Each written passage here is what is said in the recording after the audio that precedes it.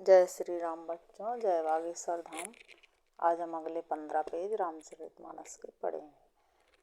हर हाल में खुश रहना, संतों से सीखना है। हर हाल में खुश रहना, संतों से सीखना है।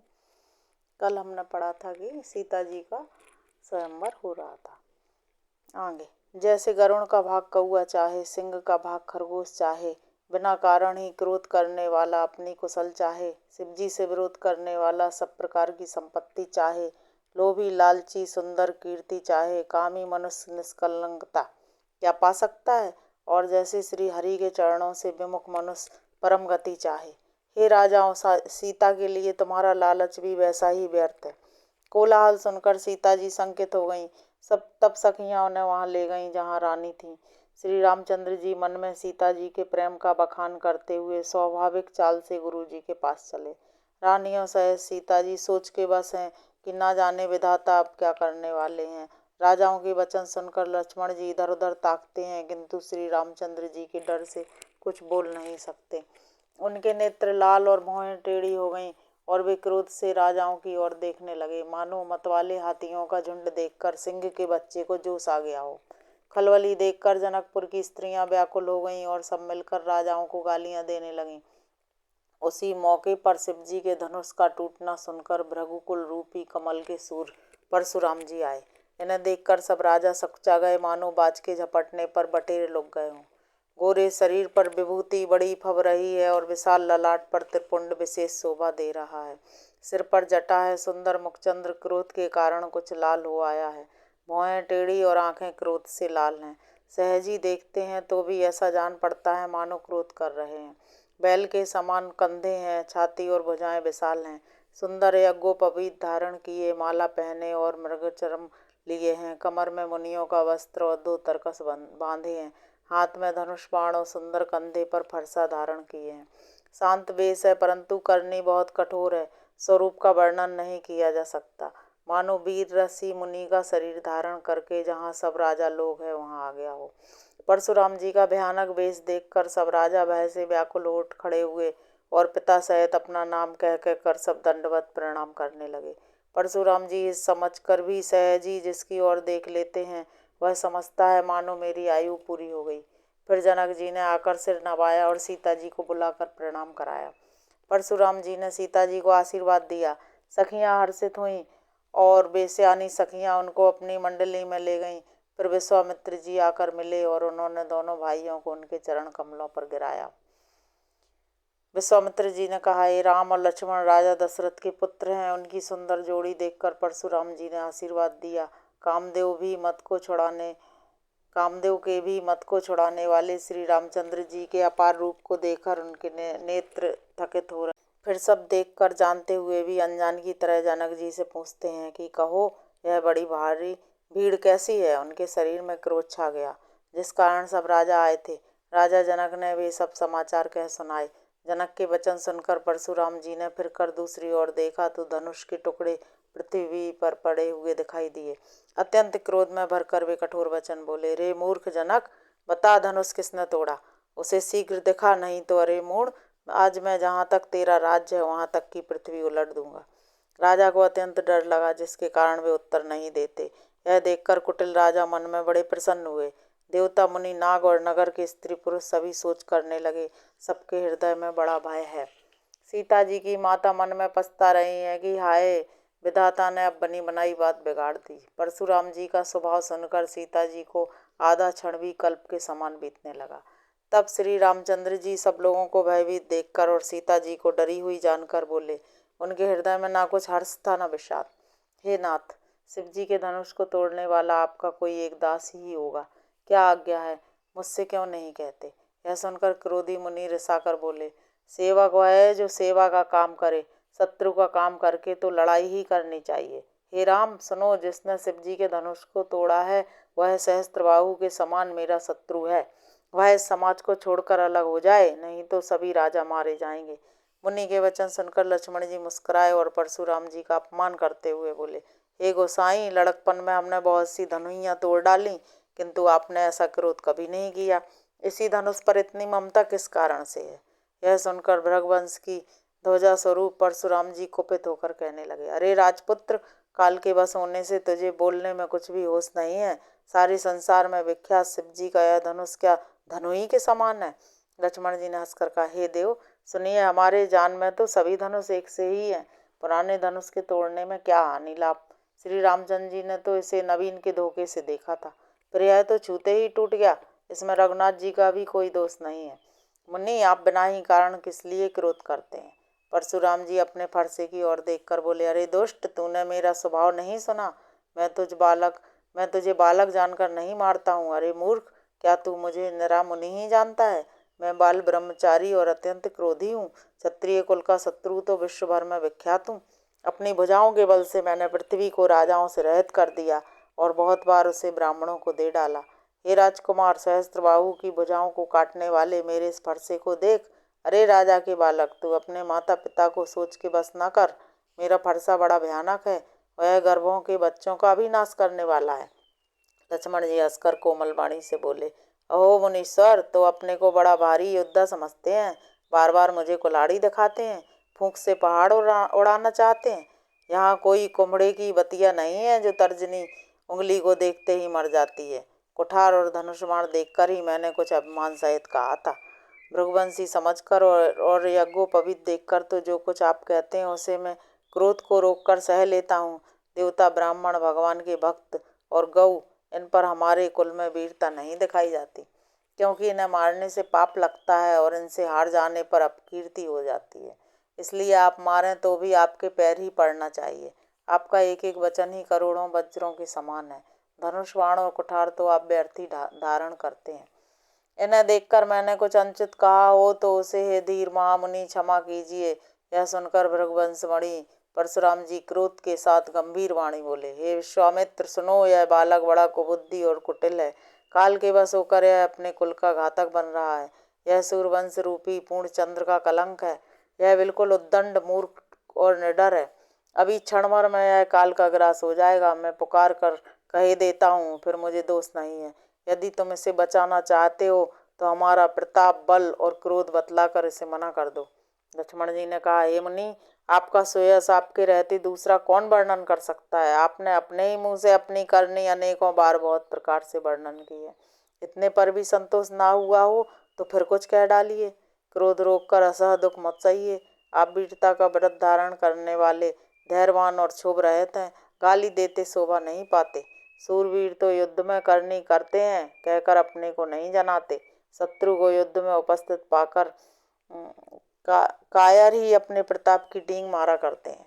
आप तो मानो काल को हाँक लगाकर बार बार उसे मेरे लिए बुलाते हैं।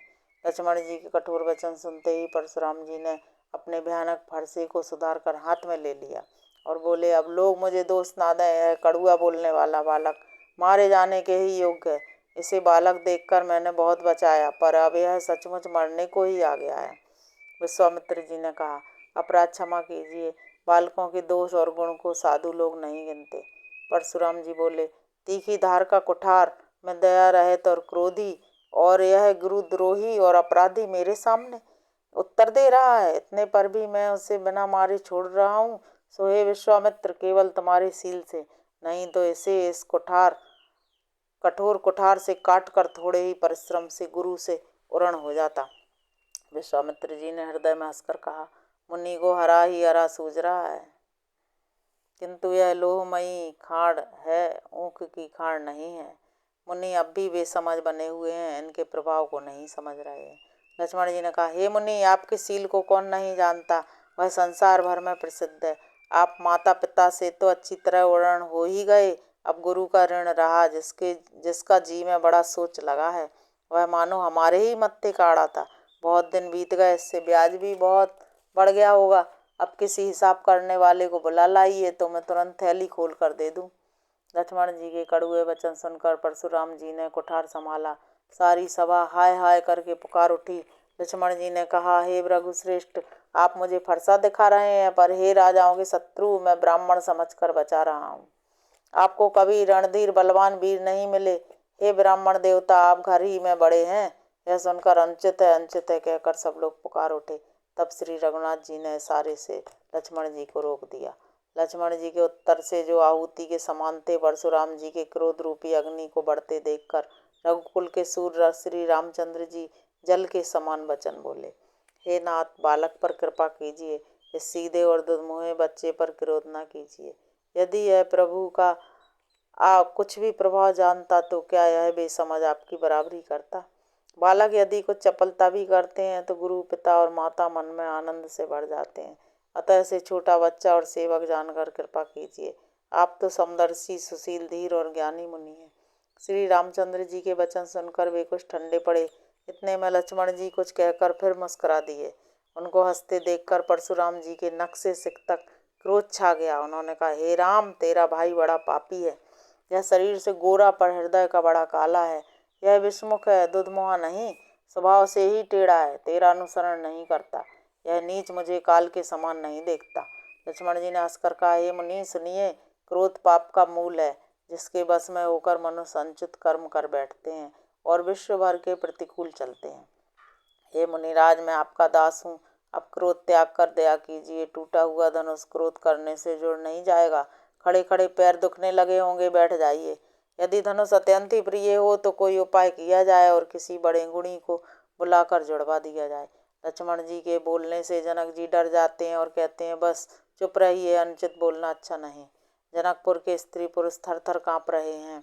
छोटा कुमार बड़ा ही खोटा है। लक्ष्मण जी की निर्भय वाणी सुन सुनकर परशुराम जी का शरीर क्रोध से जला जा रहा है और उनके बल की हानि हो रही है। तब श्री रामचंद्र जी ने पर एहसान जनाकर परशुराम जी बोले, तेरा छोटा भाई समझकर मैं इसे बचा रहा हूँ। यह मन का मैला और शरीर का कैसा सुंदर है, जैसे विष के रस से भरा हुआ सोने का घड़ा। यह सुनकर लक्ष्मण जी फिर हंसे। तब श्री रामचंद्र जी ने तिरछी नज़र से उनकी ओर देखा, जिससे लक्ष्मण जी सकुचा कर विपरीत बोलना छोड़कर गुरु जी के पास चले गए। श्री रामचंद्र जी दोनों हाथ जोड़कर अत्यंत विनय के साथ कोमल और शीतल वाणी बोले, हे नाथ सुनिए, आप तो स्वभाव से ही सुजान हैं। आप बालक के वचन पर कान ना कीजिए। बर्रे और बालक का एक स्वभाव है। संत जन इन्हें कभी दोष नहीं लगाते, फिर उसने तो कुछ काम भी नहीं बिगाड़ा है। हे नाथ, आपका अपराधी तो मैं हूँ। अतः हे स्वामी, कृपा, क्रोध, वध और बंधन जो कुछ करना हो दास की तरह मुझ पर कीजिए, जिस प्रकार से शीघ्र आपका क्रोध दूर हो। हे मुनिराज, बताइए, मैं वही उपाय करूं। मुनि ने कहा, हे राम, क्रोध कैसे जाए? अब भी तेरा छोटा भाई टेढ़ा ही ताक रहा है।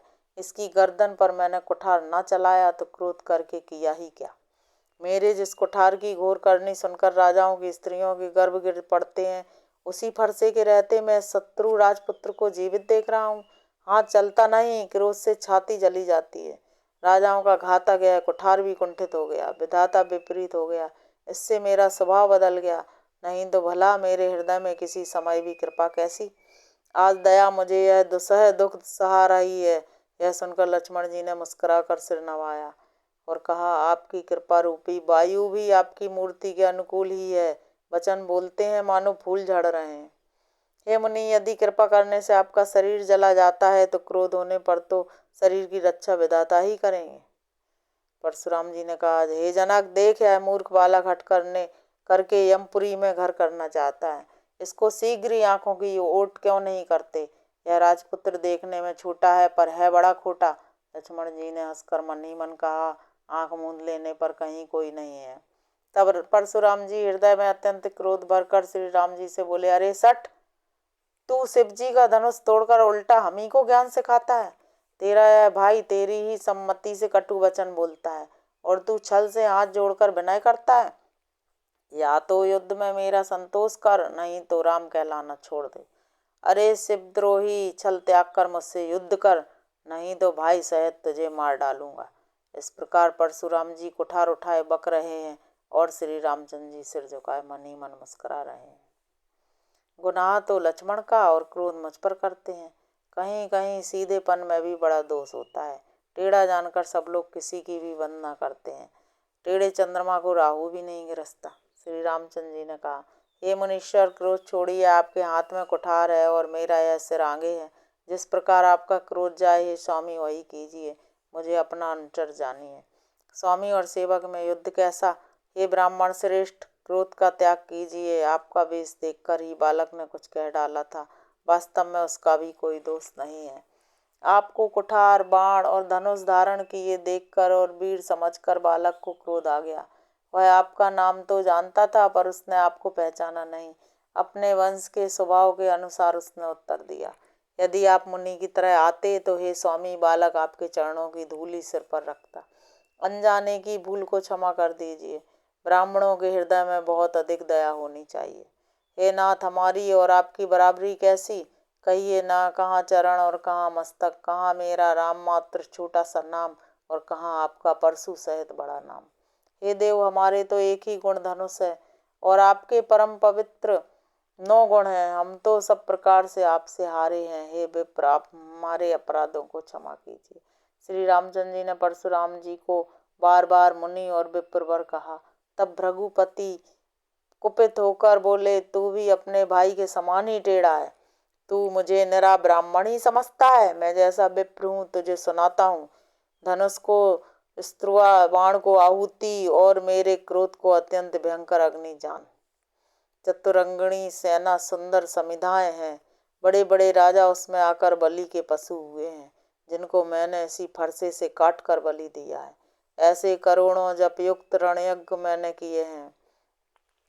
मेरा प्रभाव तुझे मालूम नहीं है, इसी से तू ब्राह्मण के धोखे मेरा निरादर करके बोल रहा है। धनुष तोड़ डाला, जिससे तेरा घमंड बहुत बढ़ गया है। ऐसा अहंकार है मानो संसार को जीत कर खड़ा है। श्री रामचंद्र जी ने कहा, हे मुनि, विचार कर बोलिए। आपका क्रोध बहुत बड़ा है और मेरी भूल बहुत छोटी है। पुराना धनुष था, छूते ही टूट गया। मैं किस कारण अभिमान करूं? हे भृगुनाथ, यदि हम सचमुच ब्राह्मण कहकर निरादर करते हैं तो यह सत्य सुनिए, फिर संसार में ऐसा कौन योद्धा है जिसे हम डर के मारे मस्तक नवाएं? देवता, दैत्य, राजा या और बहुत से योद्धा, वे चाहे बल में हमारे बराबर हों चाहे अधिक बलवान हों, यदि रण में हमें कोई भी ललकारे तो हम उससे सुखपूर्वक लड़ेंगे, चाहे काल ही क्यों ना हो। क्षत्रिय का शरीर धरकर जो युद्ध में डर गया, उस नीच ने अपने कुल पर कलंक लगा दिया। मैं स्वभाव से ही कहता हूँ, कुल की प्रशंसा करके नहीं, कि रघुवंशी रण में काल से भी नहीं डरते। ब्राह्मण वंश की ऐसी ही प्रभुता है कि जो आपसे डरता है वह सबसे निर्भय हो जाता है। श्री रघुनाथ जी के कोमल और रहस्यपूर्ण वचन सुनकर परशुराम जी की बुद्धि के पर्दे खुल गए। परशुराम जी ने कहा, हे राम, हे लक्ष्मीपति, धनुष को हाथ में लीजिए और इसे खींचिए, जिससे मेरा संदेह मिट जाए। परशुराम जी धनुष देने लगे, तब वह आप ही चला गया। तब परशुराम जी के मन में बड़ा आश्चर्य हुआ। तब उन्होंने श्री राम जी का प्रभाव जाना।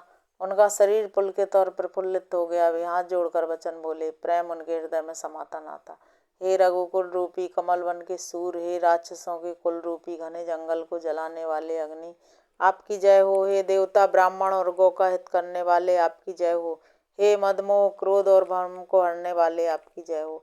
हे विनयशील, कृपा आदि गुणों के समुद्र और वचनों की रचना में अत्यंत चतुर, आपकी जय हो। हे सेवकों को सुख देने वाले, सब अंगों से सुंदर और शरीर में करोड़ों कामदेवों की छवि धारण करने वाले, आपकी जय हो। मैं एक मुख से आपकी क्या प्रशंसा करूं। हे महादेव जी के मन रूपी मान सरोवर के हंस, आपकी जय हो। मैंने अनजान में आपको बहुत से अनुचित वचन कहे। हे क्षमा के मंदिर दोनों भाई, मुझे क्षमा कीजिए। हे रघुकुल के पिता का स्वरूप श्री रामचंद्र जी, आपकी जय हो, जय हो, जय हो। ऐसा कहकर परशुराम जी तप के लिए वन को चले गए। दुष्ट राजा लोग बिना ही कारण के डर से डर गए। वे कायर चुपके से जहां तहां भाग गए। देवताओं ने नगाड़े बजाए, वे प्रभु के ऊपर फूल बरसाने लगे। जनकपुर के स्त्री पुरुष सब हर्षित हो गए, उनका मोहमय शूल मिट गया। खूब जोर से बाजे बजने लगे। सभी ने मनोहर मंगल साज सजे। सुंदर मुख और सुंदर नेत्रों वाली तथा कोयल के समान मधुर बोलने वाली स्त्रियां झुंड की झुंड मिलकर सुंदर गान करने लगीं। जनक जी के सुख का वर्णन नहीं किया जा सकता, मानो जन्म का दरिद्री धन का खजाना पा गया हो। सीता जी का भय जाता रहा। वे ऐसी सुखी हुई जैसे चंद्रमा के उदय होने से चकोर की कन्या सुखी होती है।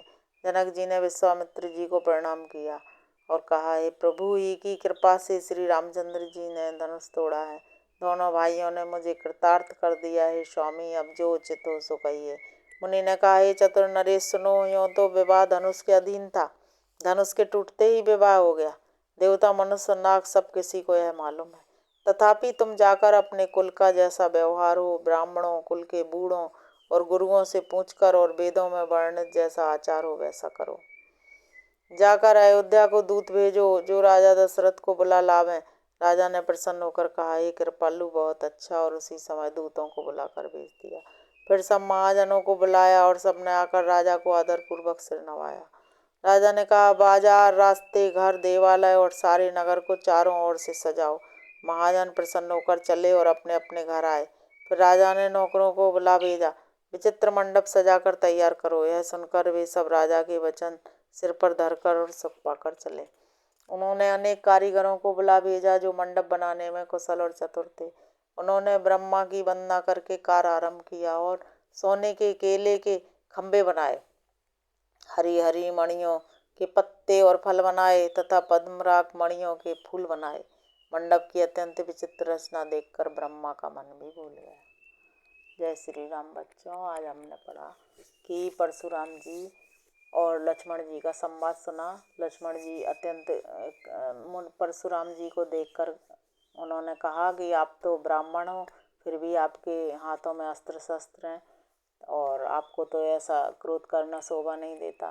तो परशुराम जी उन्हें बहुत डर दिखाया, लेकिन श्री राम जी के स्वभाव के कारण, और जब उन्होंने धनुष दिया परशुराम जी ने, तो अपने आप ही धनुष राम जी के पास चला गया। तब परशुराम जी को समझ में आया कि ये तो स्वयं भगवान हैं। तो फिर उन्होंने उनसे क्षमा मांगी और वो वन को चले गए। अगले 15 पेज हम कल पढ़ेंगे। जय श्री राम बच्चों, जय बागेश्वर।